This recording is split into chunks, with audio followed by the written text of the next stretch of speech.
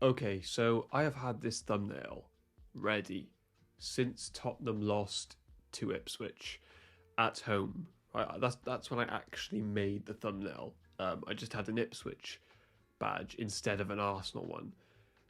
Sorry, an Everton one. See, I actually made an Arsenal one as well, but I just procrastinated on the video.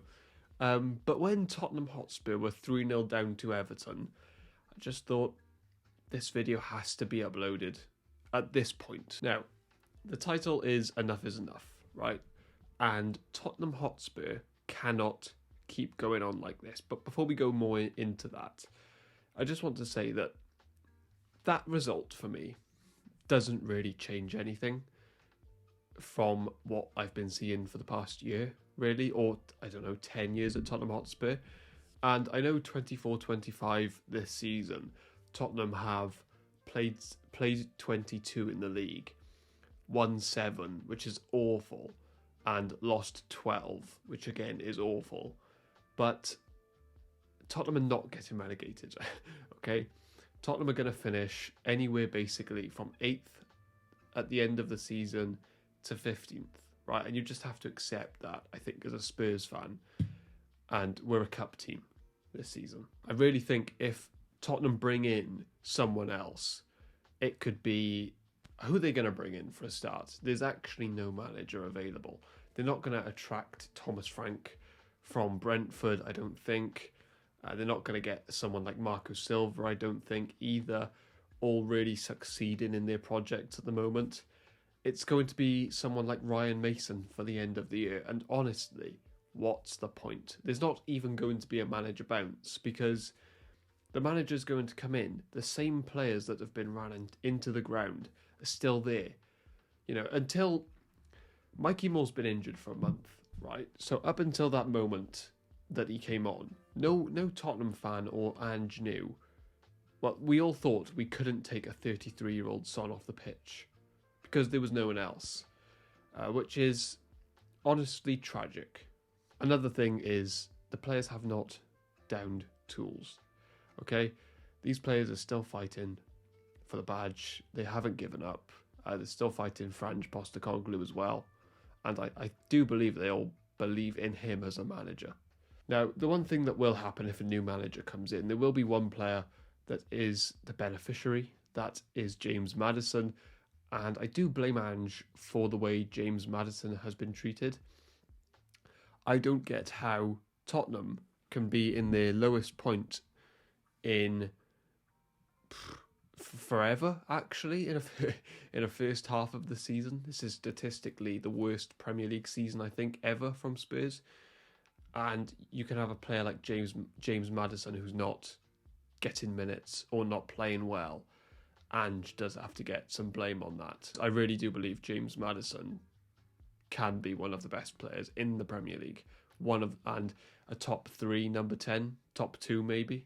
Another thing with Ange is I personally do not like the football, right? There's just too many problems for me. Firstly, I don't like the passing around the edge of the box that Ange seems to love, right? I just like a player taking on another player, a bit more direct. This passing nonsense that we do around the box, I actually haven't seen us score a goal from that yet. So why we persist on making 100 passes before we try and score a goal, I never know. I'm also very bored of seeing Pedro Porro as an inverted fullback. The guy gives the ball away so much. He literally can't do it. He has a moment of brilliance every now and then, a great cross, a great shot, but I just believe he could do that from a wider position anyway. I don't know why he has to be in the middle of the pitch when he literally gives the ball away about 10 times a game, which then sets the other team on a counter-attack. And so many of our goals come from that side. Udogie as well. For me, his best play tends to come from when he's out wide and when he beats a man or he drives down the line. I don't get why he's an inverted fullback. I just think he's using Maddison wrong. You know, his formation's a 4-3-3. Why put Maddison as an 8 when you can just put him as a 10 and have 2 8 instead? Doesn't make sense for me either. I just feel Maddison and Tottenham as a whole would be much better with Maddison as an actual 10 not as a left-sided attacker. I also think Son is too wide. Look, that performance against Everton, some were really harsh on Son, and he was bad. Don't get me wrong. His touch was terrible. His confidence is not. He's clearly not confident, right? But he had 2 shots on target, one of them being a very good chance. There's been so many games this season where I literally do not see Son in the game at all. He's too wide. He can't beat his man anymore. So he does the Grealish thing of getting the ball and passing it back to the midfielder, and that's it. And I'm bored of that. He's better than that. At least when he is a striker, you do see him in the game, and he was a threat to those centre-backs. With his pace, you could see it. And he did get a great chance because he has that attacking nous in the box. His movement is fantastic. And I know he scuffed the shot, but I still think as a striker, I do think he is better than he is as a winger, because quite frankly, he does nothing as a winger. Another thing is there just doesn't seem to be a midfield. When our centre-backs have the ball, I literally cannot see any of our midfielders. You have the wide player up the top, and it seems to be a complete forward line down the pitch of attackers. There's no midfield. So the only player the centre-backs can pass to is either the wide man, either Johnson, if he's playing there, or Son out wide, or the other centre-back, or the keeper. There's so limited. The passing options are so limited. I don't know what's going on there, really. So yeah, that's another thing. And lastly is the passing just isn't there. I'll highlight Papsar for the Everton goal the other day. It was so sloppy. That goal literally came from Sarr, who's been underperforming, who should be benched, by the way. Someone I rate, I think will have a very good career. At Spurs or not, I don't know, but he will have a very good career. But there's no doubt this year he's just not been very good. And when the ball comes into him against Everton for the first goal, you can watch it back if you want. That pass has to go to Bergvall on his left foot. I know you're on your left foot, but you're a Premier League footballer. Why are you panicking so much? Get composure. Isn't that the point of Ange's play, his football? It was so sloppy, and I literally wouldn't play him just for that pass alone. I think another thing people can criticise Ange for is if Mikey Moore doesn't start the next game, then I don't know. Because do I think Mikey Moore at this point is ready to play for Spurs in the Premier League? Not really. If he starts, I don't think he will have much impact on the game. But it's the precedent? Is that a word?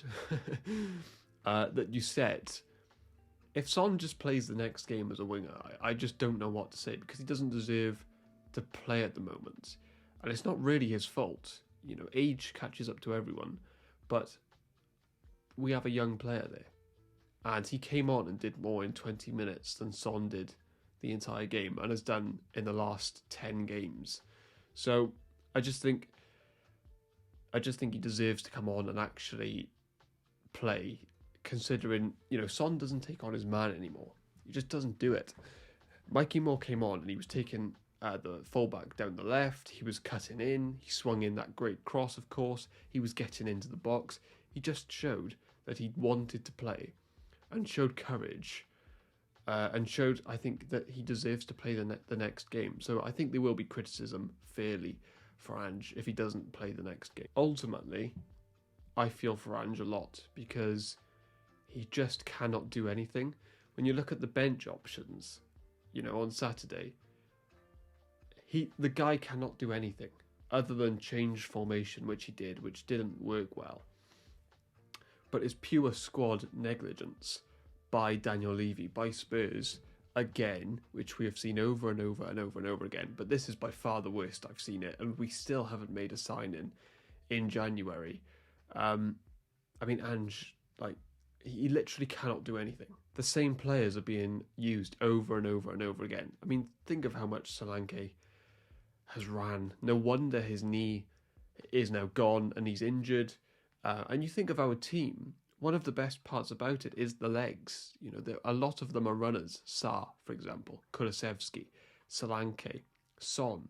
These players, one of their main attributes is that they keep running. They're such good pressers.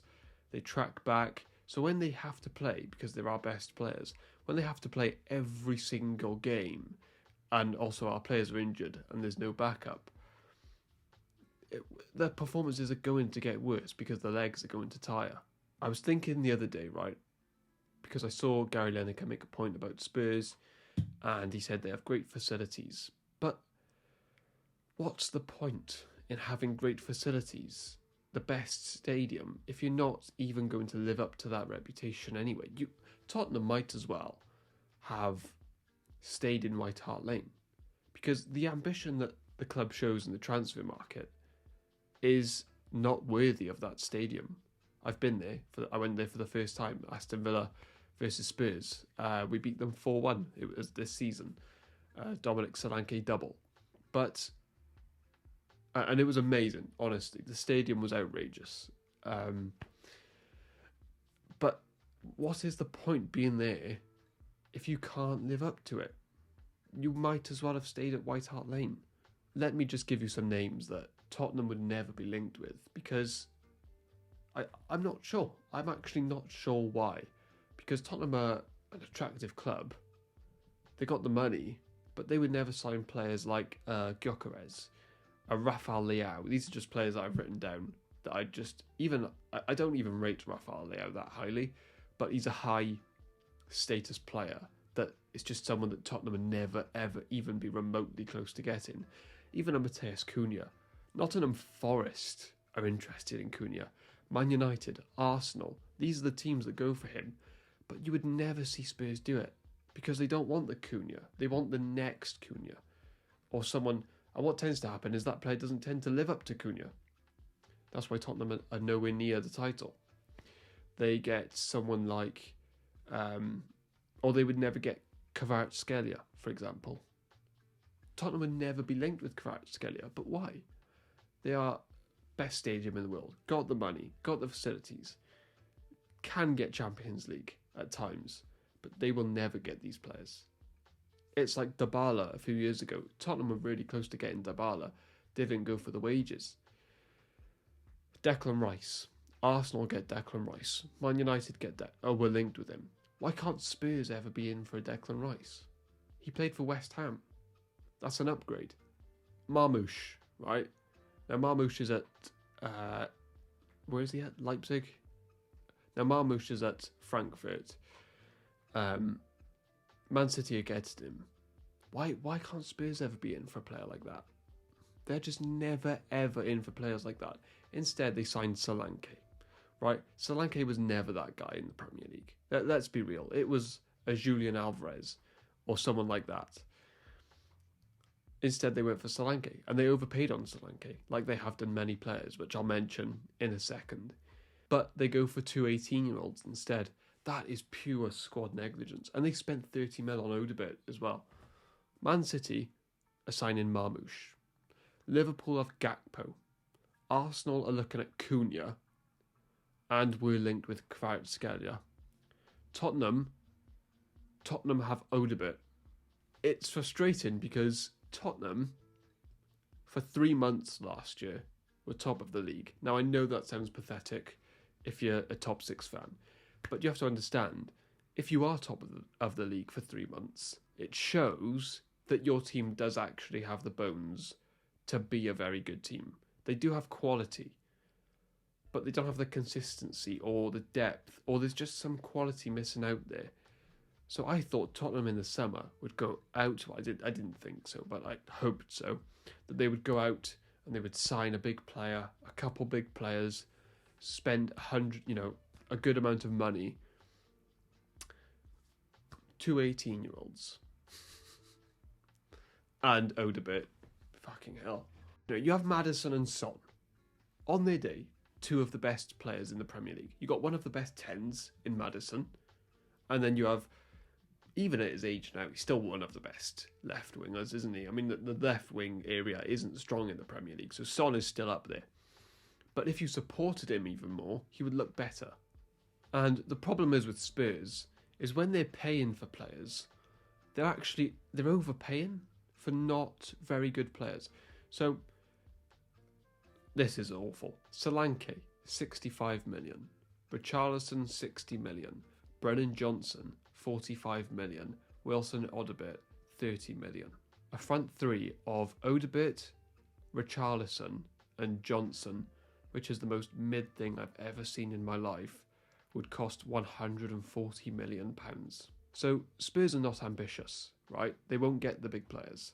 But even when they get in the next players down, they're actually still massively overpaying.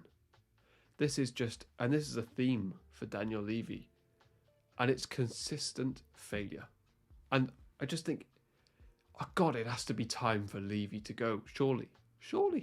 Is the guy not bored of just fucking up all the time? Of just failing every single year? Now, with the title, you probably expected Ange out from me. But no, I'm not. I do want Ange in. And the reason I do is because I don't think any manager wins the title with this board. Or does anything spectacular. I don't think we win a trophy. Don't think we do much, right? You know, in a few years, Kulusevski will be gone. Bergvall will be gone. Archie Gray will be gone. Probably Sarr, Romero, Van der Ven, and they'll all go on to bigger teams.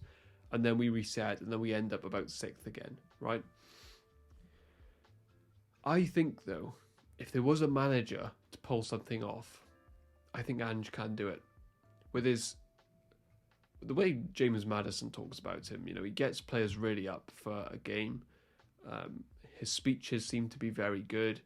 I just think if there is a man that can do it, that can do the underdog story, he's done it before. I just think it is Ange Postecoglou.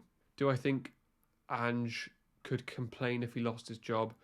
Not really. Do I think he will lose his job? Yes, I do. And I think we'll start again and we'll be here in another year and 6 months. But yeah, I would keep Ange in. I think he can do something special. Let me know what you would do. Do you think it's time for Levy to go? Are you happy with Ange? What do you think overall of Spurs? Just any comment on Spurs, let me know in the comments down below.